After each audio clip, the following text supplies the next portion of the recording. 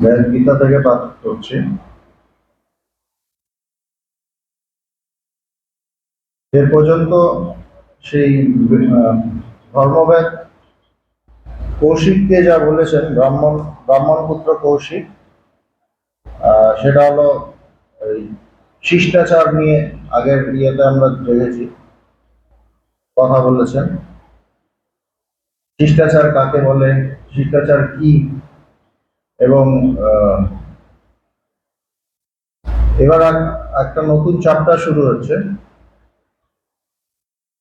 अथ चतुर्थ अध्याय मार्कंडेय उवाच धर्मव्याधस्तु निपुणं पुनरेव युधिष्ठिर विप्रश्मुवाचेदं धर्म सर्वधर्मभृताम्बर। মার্কণ্ডেয় বলিলেন, হে সর্বধার্মিকগণের শ্রেষ্ঠ যুধিষ্ঠির, পুনরায় ধর্মবেদ সেই ব্রাহ্মণকে এই কথা নিপুণভাবে বলিলেন যে অ্যাকচুয়ালি এটা মার্কণ্ডেয়, এবং ধর্মবেদের কথা কে বলছেন? মার্কণ্ডেয় মুনি বলছেন। কাকে বলছেন? যুধিষ্ঠিরকে বলছেন। যুধিষ্ঠিরকে এই কথাগুলো তিনি বলছেন।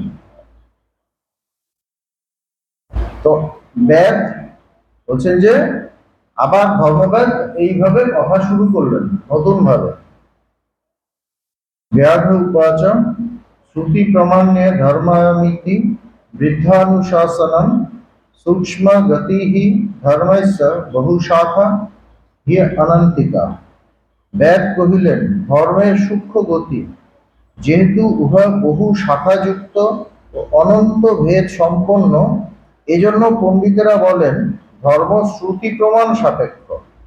বলছে যে ধর্মের গতি সূক্ষ্ম, ধর্মের গতি সূক্ষ্ম, এইটা বোঝা বড় মুশকিল। সেই জন্য, এবং এটা বহু শাখা, বহু দিকে অনন্ত বিস্তৃত, সমুদ্রের মতো।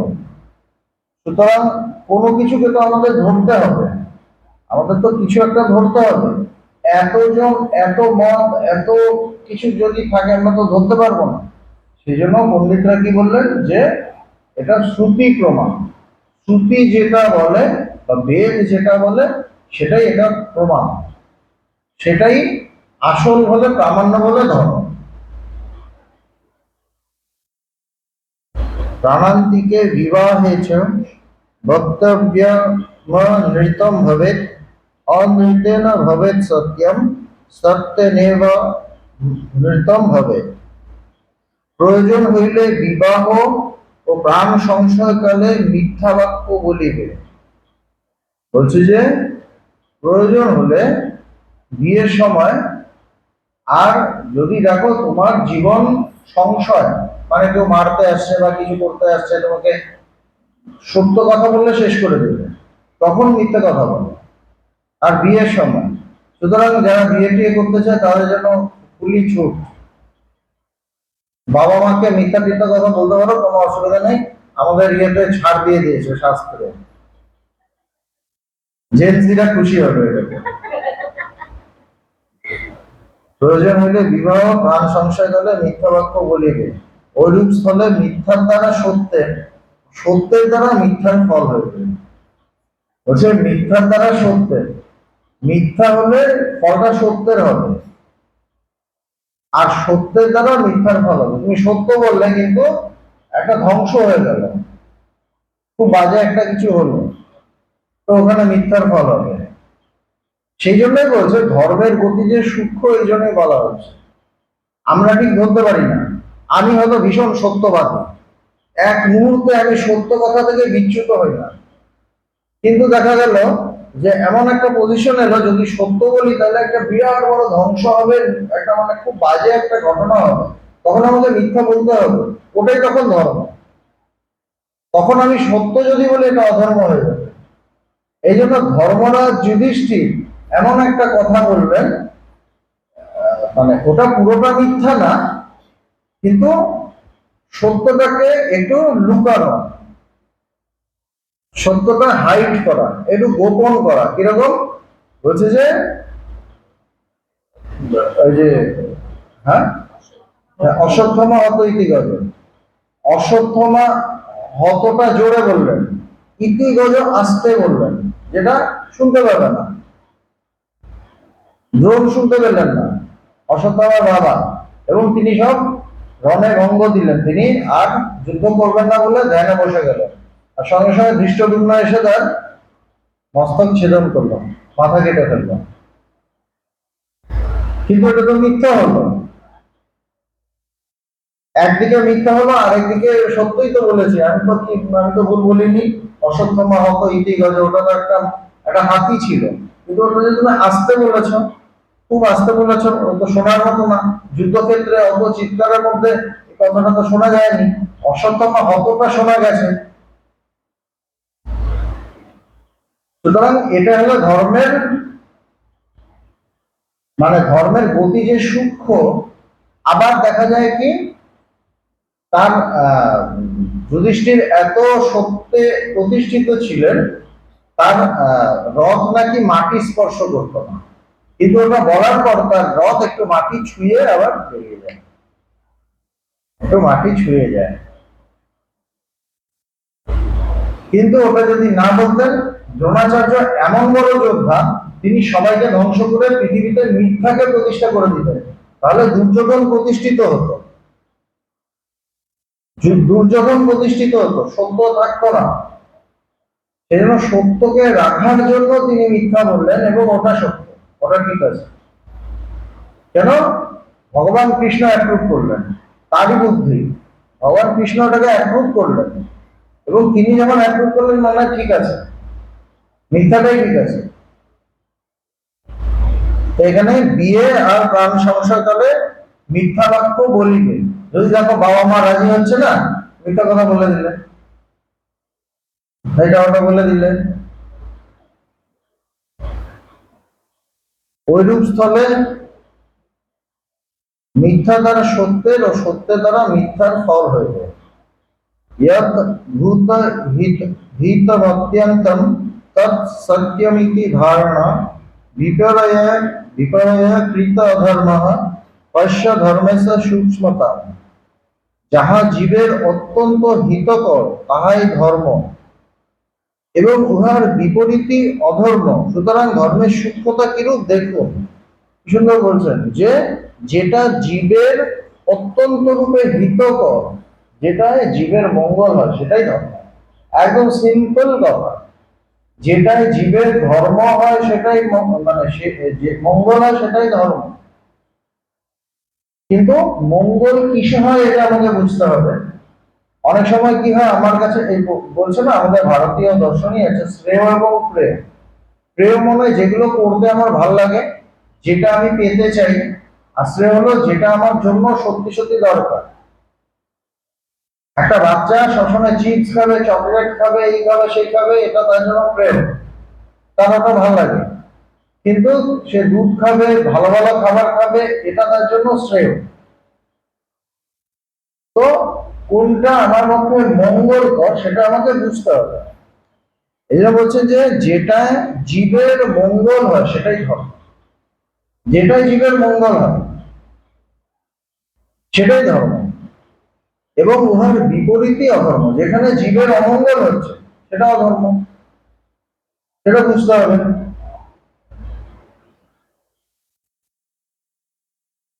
সুতরাং ধর্মের সূক্ষ্মতা কিরূপ দেখো। তো মঙ্গল কিসে হয়? বলছে সেই কর্ম, সেই চর্চা, সেই জ্ঞান, যাতে সে সত্যকে জানতে পারে, এটাই হলো মঙ্গল। সত্যই হলো স্থির, সত্যই হলো সবসময় থাকে, ওটার কোনো নাশ নেই। সুতরাং আমি যদি সত্যকে জানতে পারি, আমি সব পেয়ে যাব। এটাই তো বলা হচ্ছে যে যাকে পেলে সব পাওয়া যায়। আমি যদি সত্যকে জানি, আমি সব পেয়ে যাব। সত্যকে যদি না জানি, আমি সব পাবো না। সুতরাং আমি যদি, আমার আসল কাজ হলো সত্যকে জানা, এটাই জীবের জন্য সব থেকে বেশি মঙ্গলকর। ঠাকুর রামকৃষ্ণদেব বলছেন কি, ঈশ্বর লাভ জীবনের উদ্দেশ্য। ভগবান বলছেন ব্রহ্মজ্ঞান জীবনের উদ্দেশ্য। এটাই সত্য, এটাই এটাতেই আসল মঙ্গল। এটা বুঝতে হবে। তার জন্য যেটা করা সেটা করতে হবে, এবং তার সাথে আমার যে কাজকর্মগুলো আছে সেটাকেও করতে হবে ভালোভাবে। কেননা কাজকর্ম, আমার যে কর্তব্য আছে সেগুলো যদি আমি নিষ্ঠা সহকারে করি, তখন আমার কি হবে, তখন আমার যে কর্মবন্ধন সেগুলো ক্ষয় হতে থাকবে। সেগুলো যদি আমি নিষ্কাম ভাবে করি, আমার কর্মবন্ধন ক্ষয় হবে। আমি যদি আসক্ত হয়ে করি, আমি আরো বন্ধনে পড়বো। কাজ করতে তো মানা করছে না, বলছে কাজ করো, কিন্তু নিষ্কাম ভাবে করো। ওখানে একটা প্যাচ আছে কথাটার মধ্যে। নিষ্কাম ভাবে করা তো খুব কঠিন, প্রতিটা জায়গায় আমরা আসক্ত থাকি, প্রত্যেকটা মুহূর্তে আমরা আসক্ত। আমরা যে কাজ করি তাতে আমরা আসক্ত হই ভীষণ ভাবে। ভগবান তার একটা মানে থিয়েটারে দল খুললেন, না দারুণ নাম হলো, ভগবানের ভীষণ নাম হলো, পুরো দলটার নাম হলো। তারপর যখন আধ্যাত্মিক পথে এলেন, গুরু একটা কথা বললেন, তিনি ফট করে সব ছেড়ে দিলেন। সব ছাড়তে পারলেন কিভাবে? এই জন্যই যে তিনি নিষ্কাম ছিলেন, নিষ্কাম ভাবে করেছিলেন, এই জন্য পেরেছেন। নাহলে পারতেন না, নাহলে লেগে থাকতেন। যেমন ডাবের আঁশ ছাড়ানো যায় না, কিন্তু সেটা যখন নারকেল হয়ে যায় তখন সুন্দর ছাড়ানো যায়। একটু কাটলে এটা আলাদা হয়ে আসে। যখনই আমি আসক্ত থাকবো আমার কর্মের প্রতি, যে কোনো কর্মই হোক না কেন, তখন আমি নিষ্কাম হতে পারবো না। এটা হচ্ছে কর্ম করবে কিন্তু নিষ্কাম ভাবে। নিষ্কাম ভাবে মানে তোমার ওখান থেকে যেন, তোমার ওখান থেকে কর্মফলের উপর চাহিদা বেশি না থাকে, চাহিদা যেন না থাকে, এটাই নিষ্কাম। কর্মণ্যেবাধিকার হস্তে মা ফলেষু কদাচন, কর্মে তোমার অধিকার, ফলে নয়। এই যে কথাটা, এইভাবে যে কাজ করবে সেই কাজ নিষ্কাম হবে, এবং সেই কাজ যখন করবে তার কর্মবন্ধন ক্ষয় হতে থাকবে, তার ভেতর থেকে ওইগুলো কাটতে থাকবে। তারপর গুরুর কৃপায়, গুরুর থেকে যখন আমি ব্রহ্মজ্ঞানের, গুরু যখন মহাবাক্য বলবেন তখন আমার শুনে সেটা নিয়ে ভাবতে ভাবতে আমার জ্ঞান হবে। এটাই তো মূল কথা। তো বলছে যেটা হিতকর, হিতকর মানে জ্ঞান লাভ করাটা হিতকর। সেই জন্য মহাপুরুষরা এটাই বলে গেছেন যে তুমি তাকে জানো, অন্য বাক্য, সেই একমাত্র আত্মাকে যেন, অন্য বাক্য পরিত্যাগ করো, তিনি অমৃতের সেতু, উপনিষদ বলছে। সুতরাং এটা হিতকর, এটা বুঝতে হবে। আমি ভাবলাম যে আমি খেয়ে পড়ে দারুণ ভাবে মানে মজা করব, একদম ফুর্তি করব, এনজয় করব, এইটা আমার কাছে হিতকর, এটা নাও হতে পারে। কারণ ওর পরে কি হবে, এর পরে হয়তো অতটা হিত আর হলো না, অহিত হয়ে গেল। সেই জন্য ওগুলো করবো, করবো না বলছে না, করো, কিন্তু আসল জায়গায় মনটা দাও। এটাই তোমার ধর্ম। যাহা জীবের অত্যন্ত রূপে হিতকর তাহাই ধর্ম, এবং উহার বিপরীতই অধর্ম। সুতরাং ধর্মের সূক্ষ্মতা কিরূপ দেখুন।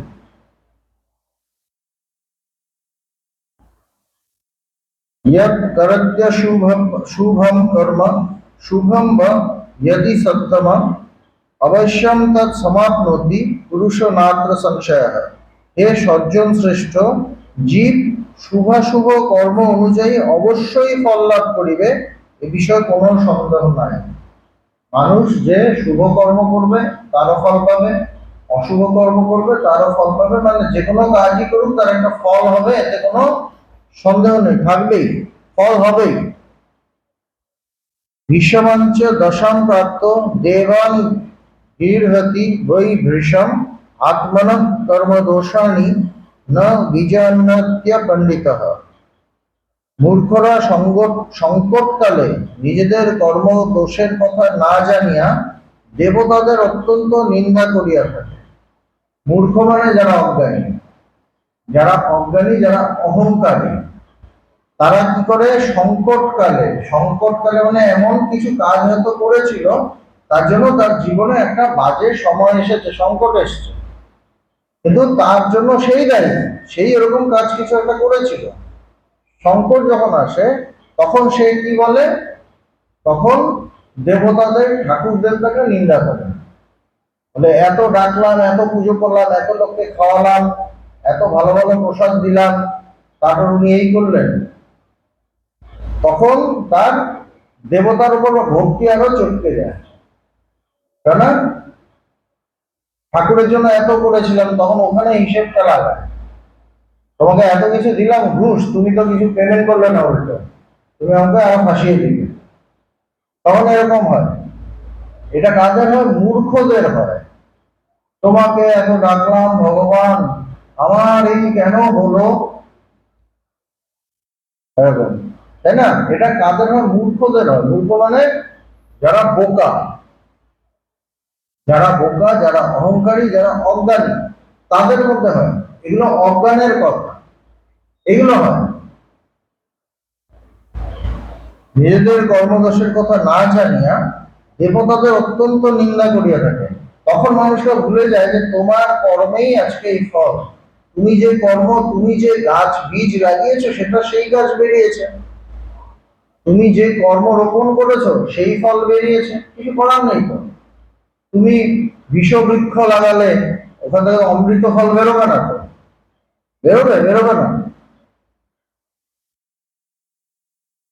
মূল নৈকৃতিশ্চাপি चपलश्च द्विजोत्तम सुख दुःख विपर्यासान् सदा समुपपद्यते नैनं प्रज्ञा सुनीतं वा त्रायत नैव पौरुषम। হে ব্রাহ্মণ শ্রেষ্ঠ, মূঢ়, সৎ ও চপল ব্যক্তি সর্বদা সুখকে দুঃখ ও দুঃখকে সুখ বলিয়া ভ্রান্ত হয়। এইরূপ লোক সকলকে সুনীতি, প্রজ্ঞা ও পৌরুষ কখনো রক্ষা করিতে পারে না। কি বলছেন? যে মূঢ় আর শট আর চপল, এক হলো মূঢ় মানে বোঝে না কিছু, অজ্ঞানী অহংকারী, বোঝে না। একটা হলো শট, দু নম্বরই, ভেতরে এক বাইরে এক। আর একটা হলো চপল মানে চঞ্চল। মানুষ অনেক রকম হয়। কেউ হয় অজ্ঞানী, কিছুই বোঝে না, একদম পুরো মানে অজ্ঞান দিয়ে ভর্তি, জ্ঞানের কোনো প্রকাশ নেই, এরকম কিছু মানুষ আছে। আবার কেউ আছে প্রচন্ড দূরমুখী, মুখে এক মনে এক, এক বলবে এক করবে, সামনে একরকম দেখাবে, ভেতরে তার আরেক রকম, এরকম মানুষ থাকে। আবার কি থাকে? চঞ্চল। মানুষটা হয়তো ভালো, মানুষটা হয়তো সরল, কিন্তু চঞ্চল, কোন জায়গায় মন থেকে না, এবার এখানে একবার ওখানে। ও কিন্তু হয়তো ওরকম মানে 2 নম্বরই না, কিন্তু দেখা যাবে ভীষণ চঞ্চল। তো এই 3 ধরনের মানুষ হচ্ছে মূঢ়, তারপর আরেকটা কি শর্ট, আরেকটা হলো চপল, চঞ্চল। এরা এরা কি হয়? সর্বদা সুখকে দুঃখ ও দুঃখকে সুখ বলে ভ্রান্ত হয়। যেটা সুখ, আসল সুখ, সেটা বোঝে না, সেটাকে দুঃখ বলে মনে করে। যেমন বলা হলো আশ্রমে আসবেন, আজকে দারুণ বেদান্তে ক্লাস হবে, বলবে না আমার না খুব ব্যস্ত, এটা ওটা, মানে যেন ওই সময়টা যদি আমি যাই, ওটা আমার জন্য দুঃখের সময়, ও ভাবছে, ওই জন্য আসছে না। আমি যে ওই সময় যাই, ওটা দুঃখের সময়, কি বোরিং, কি কথা হবে, কি আর বসে থাকতে হবে, তারপর দেবেও শশা, ভালো কিছু তো আর দেবে না। মানে সুখকে এখানে আবার যে সত্যি সত্যি মুমুক্ষু, সে কি জানবে? সে জানবে যে আমি একটা দারুণ কথা মানে শুনতে যাচ্ছি, বেদান্তের কথা, অমৃতের কথা, যেটা আমাকে সে মুক্তির খোঁজ দেবে, সেটা তার কাছে সুখ। তার কাছে জগতে ফিরে, সংসারে ফিরে, স্বামীজি এখানে আসার পর আর ফিরতে ইচ্ছে করে না। অনেকে বলে মানে ওটাকে তার দুঃখ মনে হচ্ছে, এই জায়গাটাকে সুখ মনে হচ্ছে। কাউকে ঠেলে ঠেলে পাঠানো যায় না, কাউকে টেনে টেনে আনা যায় না, দুরকমই আছে, দুরকমই আছে। তো বলছে যে এই মূঢ়, শঠ আর চপল ব্যক্তি সর্বদা সুখকে দুঃখ মনে করে, ভ্রান্তিতে বলে, যেটা সুখ সেটাকে দুঃখ বলে মনে করে, আর দুঃখকে সুখ বলে মনে করে। যেখানে জগতে ভোগ, চরম ভোগের পেছনে ছুটলাম, তারপর আমি ভয়ঙ্কর দুর্ভোগে পড়লাম। তো দুঃখকে, আসল দুঃখ ওটা, আমি কিন্তু বুঝলাম না, আমি ওটাকে সুখ ভেবে ওটার পেছনে ছুটলাম পাগলের মতো। এইটা এদের হয়। এইরূপ লোক সকলকে সুনীতি, প্রজ্ঞা অথবা পৌরুষ কখনো রক্ষা করিতে পারে না। খুব ভালো ভালো নীতির কথা বললাম, ওকে ও বুঝবে না, বা খুব জ্ঞানের কথা বললাম তাও বুঝবে না, বা খুব মানে পুরুষকারের কথা বললাম, এই করো ওই করো আর তুমি তো হ্যাঁ তুমি শুনবে, হ্যাঁ হ্যাঁ, হ্যাঁ, শুনে শুনে চলে যাবে, মানে এগুলো ওকে রক্ষা করতে পারবে না। এমন ভাবে ওর ভেতরে অজ্ঞানটা ঢুকে গেড়ে বসে আছে, ওটাকে সে ছাড়তে পারে না, ওর ভেতরে ওগুলো চলতেই থাকে, ওটাই তাকে চালায়, ওইভাবেই চলতে থাকে সে।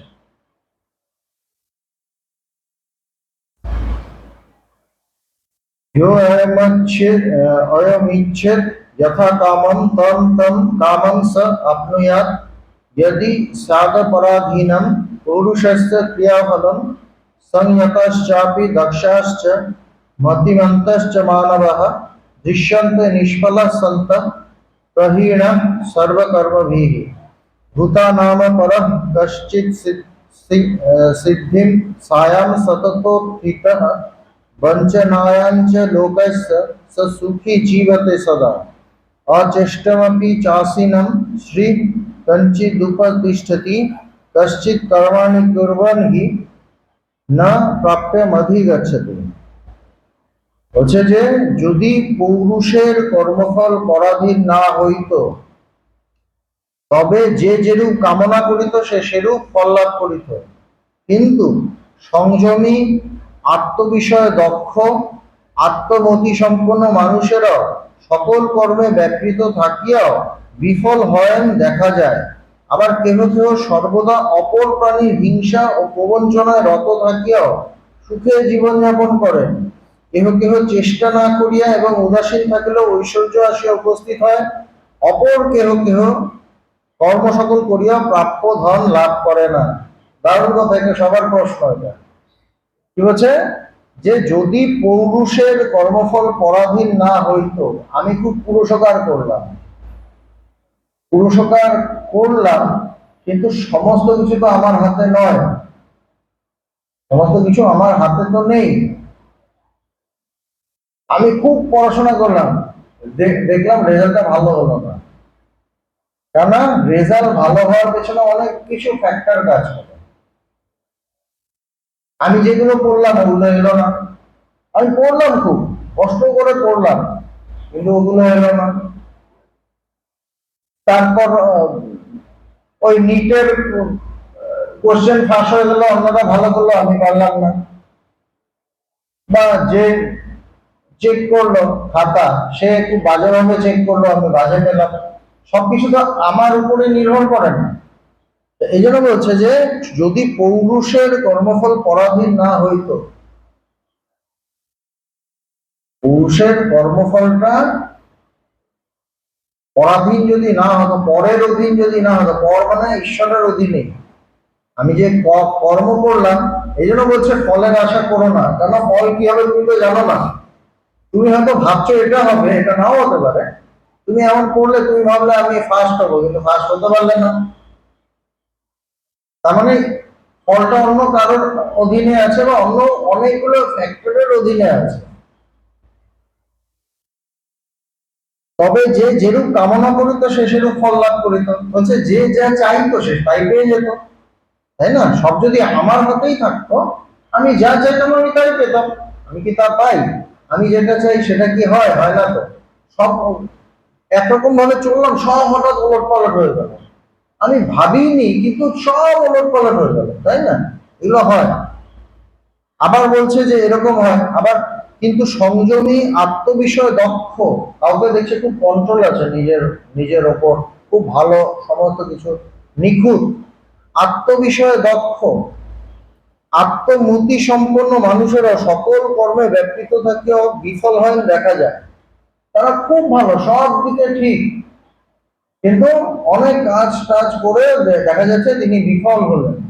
তার ভালো তিনি রেজাল্ট পেলেন না, ফলটা হলো না, যেরকম ফল চেয়েছিলেন সেটা হলো না, সেটা দেখা যায়। আবার কেউ কেউ সর্বদা অপর প্রাণীর হিংসা প্রবঞ্চনায় রত থাকিয়া সুখে জীবন যাপন করেন, সেই সময় হতো। আমরা বলি না আজকে এরকম কেন, মানুষ যে যারা সব থেকে 2 নম্বরই করছে তারা তো ভালোই আছে, আমরা বলি তো এই কথাগুলো। ওই সময় হতো, তার মানে ওই সময় 2 নম্বরই লোক ছিল, এবং অনেক সময় তারা ভালোও থাকতো, দেখা যেত, তাই না? এটাই বলছেন। কেন? রামের সময় এই জনকের সময়ের কথা এগুলো। সেই সময় এরকম বলছে যে দেখা যায় প্রবঞ্চনা করছে, মানুষকে হিংসা করছে, মানুষকে মারছে, ধরছে, হ্যাঁ, মার্ডার করে দিচ্ছে, কিন্তু দেখা যাচ্ছে তারা ভালো আছে। সেই সময় হতো। সুখে জীবনযাপন করেন, কেউ কেউ চেষ্টা না করিয়ে উদাসীন থাকলে ঐশ্বর্য আসি উপস্থিত হয়। কেউ আমার চেষ্টা চেষ্টা করে না, কিন্তু সে তার কাছে টাকা পয়সা সব সুন্দরভাবে আসছে। আবার কেউ কেউ কর্ম সকল করিয়াও প্রাপ্য ধন লাভ করে না। আবার একজন খুব কাজকর্ম করলো, খুব চেষ্টা করলো, কিন্তু সেরকম কিছু পাচ্ছে না, সেরকম তার রোজগার হচ্ছে না, সেটা নিয়ে তার দুশ্চিন্তা, কেন এরকম হচ্ছে, ঈশ্বর কেন করছে, এরকম দেখা যায়। দেবনিষ্ঠা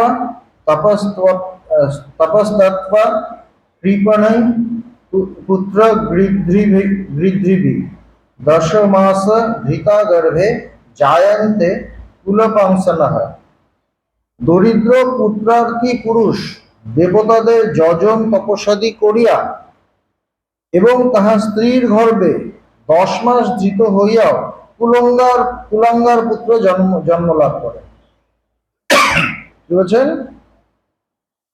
যে একজন পুরুষ, একজন মানুষ, সে দরিদ্র, গরিব, সে অনেক দেবতাদের যজ্ঞ টজ্ঞ সবকিছু করলো, তপস্যা করলো, সব মানে দারুণ মানুষ, এমনি খুব ভালো, কিন্তু পয়সা কড়ি বেশি নেই। তারপর তার সন্তান হলো, অনেক যাগ যজ্ঞ করে তার সন্তান হলো, দেখা গেল সন্তানটা একদম ফালতু, কুলাঙ্গা। দেখা যায় ঘরে, অনেক ঘরে এরকম দেখা যায়, মানুষ বাবা মা খুব ভালো, সন্তান এরা বিকট, দেখা যায়।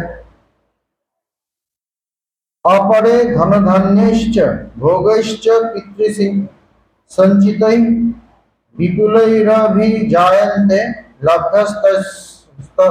लब्धस्तरैव मङ्गलैः। অপরে কেহ পিতৃসঞ্চিত বিপুল ধনধান্য ও ভোগৈশ্বর্য সকল তাহাদের পুণ্য বলে লাভ করিয়ে জন্মগ্রহণ করে। আবার কি কেউ কেউ কি তাদের বাবা মার প্রচুর মানে টাকা পয়সা সমস্ত কিছু আছে, সে জন্ম লাভ করলো, ওই বাড়িতে জন্ম নিল, এবং বাবার পুরো সম্পত্তি সে পেয়ে গেল, তাকে কিছুই করতে হলো না, সবই হয়। এরকমই মানে এই কিছু কিছু এরকম উদাহরণ দিচ্ছেন। এই উদাহরণ দিয়ে আস্তে আস্তে বোঝানোর চেষ্টা করছেন যে সবকিছু তোমার হাতে নেই, কর্মটা তোমার হাতে আছে, ফলটা তার হাতে, ফলের আশা করো না। এইভাবে মনে হচ্ছে আসবে। দেখা যাক, এই পর্যন্ত আজকে পাঠ করলাম।